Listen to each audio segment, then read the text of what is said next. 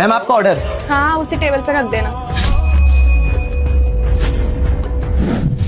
आरिफ, 4 साल के बाद, डिवोर्स के बाद, वो भी डिलीवरी बॉय की हालत में, ऐसे कैसे हो सकता है? मैम वो पेमेंट कर देती। हाँ हाँ, मैं बस कर रही हूँ। जी बताइए, कितने पैसे हुए आपके? मैम वो 500 रुपीज़ हो गए। जी मैं देती हूँ अभी। Thank you ma'am.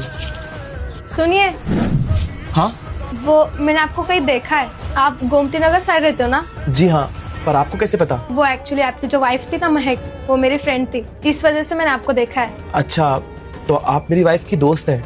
वैसे आप बुरा ना माने तो मैं आपसे एक बात पूछ सकती हूँ?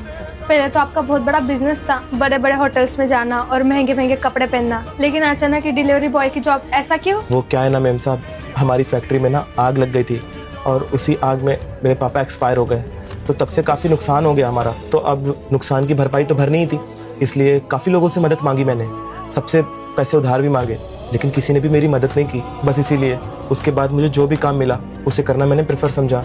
ठीक है मैम, अब मैं चलता हूँ, मुझे और भी ऑर्डर देने जाना है। अरे एक सेकेंड, आप काफ़ी परेशान लग रहे हो। आप बुरा ना माने तो आप अपनी प्रॉब्लम मुझे शेयर कर सकते हो, क्या पता मैं आपके काम आ जाऊँ, मैं आपकी हेल्प कर सकूँ। अरे नहीं नहीं मैम साहब, कोई भी परेशानी नहीं है, मेरा गुजारा अच्छे से चल जाता है। वैसे थैंक यू सो मच, आपने मुझसे पूछा। अरे देखिए, आप मुझे खुश नहीं लग रहे हो, आपके चेहरे से साफ पता चल रहा है। जो भी आपकी प्रॉब्लम है आप मुझसे शेयर कर सकते हो, आपका मन हल्का हो जाएगा। मैम साहब क्या बताऊँ मैं अब आपको, आज जो मेरी ये हालत है ना, वो मुझे मेरी ही गलती की सज़ा मिल रही है। क्या गलती की सजा? मतलब? वो कहते हैं ना कि अगर आप किसी के साथ बुरा करो तो आपके साथ भी बुरा ही होता है।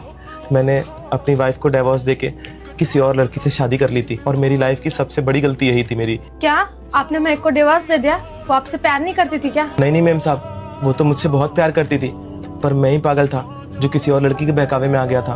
बस इसीलिए मैंने अपनी पहले वाली पत्नी को डिवोर्स दे दिया। देखिए, ऐसे कोई बात थी तो आप अपने वाइफ से माफी भी तो मांग सकते थे ना। आपने उनसे माफी क्यों नहीं मांगी? क्या पता वो आपको माफ कर देती, कम से कम आपको ऐसे अकेले तो नहीं रहना पड़ता ना।